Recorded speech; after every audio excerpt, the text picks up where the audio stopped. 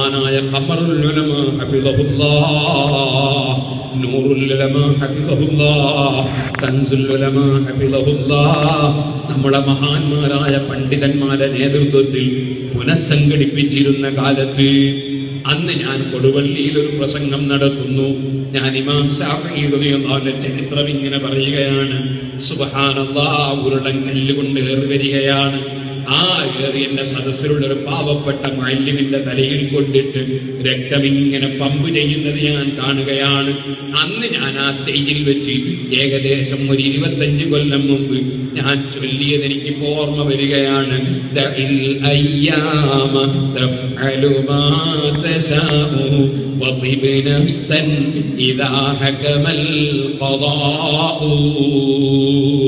ദിവസങ്ങൾ ഇങ്ങനെ മുന്നോട്ട് നീങ്ങുമ്പോ പടച്ചവന്റെ തീരുമാനപ്രകാരം ലോകത്ത് പലതും സംഭവിച്ചുകൊണ്ടേയിരിക്കും. അത് തടുക്കാൻ ആർക്കും കഴിയില്ല. അപ്പോൾ നിന്റെ നയമെന്തായിരിക്കണം? വകുൻ റജുലൻ അലൽ അഖ്വാലി ജൽദാ വസീമതുക സമാഹതു വൽ വഫാഉ.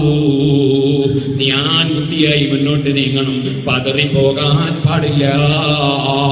ഇമാം ശാഫിഈ റളിയല്ലാഹുവിന്റെ ഉപദേശമാണ്. വകുൻ റജുലൻ അലൽ അഹ്വാലി ജൽദാ.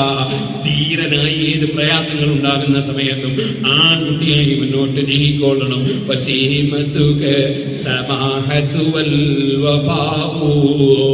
നിന്റെ സ്വഭാവം വിട്ടുവീഴ്ചയുള്ള സ്വഭാവമാകണം. നീ വാശിക്കാരനാകാൻ പാടില്ല.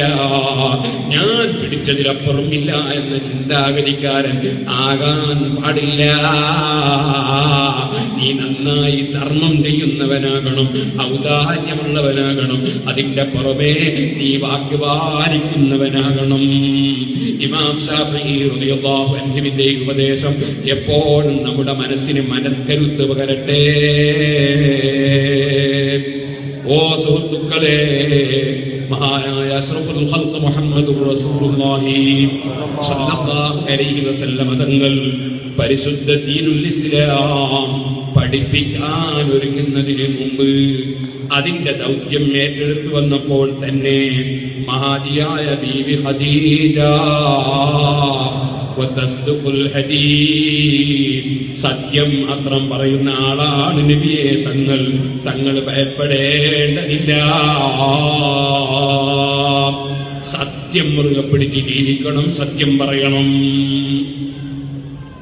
ആഖിറു സമാനാകുമ്പോ നബി സല്ലല്ലാഹു അലൈഹി വസല്ലം പറഞ്ഞു, യകൂനു സമാനുൻ, ഒരു കാലം വരും, അസ്സാബിറു അലാ ദീനിഹി കൽ ഖാബിൽ അലൽ ജംറ. ദീന് മുറുകെ പിടിച്ച് ജീവിക്കുന്നവൻ തീക്കട്ട മുറുകെ പിടിച്ച് ജീവിക്കുന്ന പ്രയാസം അനുഭവിക്കേണ്ടി വരും. സത്യവും ദീനും മുറുകെ പിടിച്ച് ജീവിക്കുമ്പോ തീക്കട്ട മുറുകെ പിടിച്ച് ജീവിക്കുന്ന പ്രയാസം അനുഭവിക്കേണ്ടി വരും.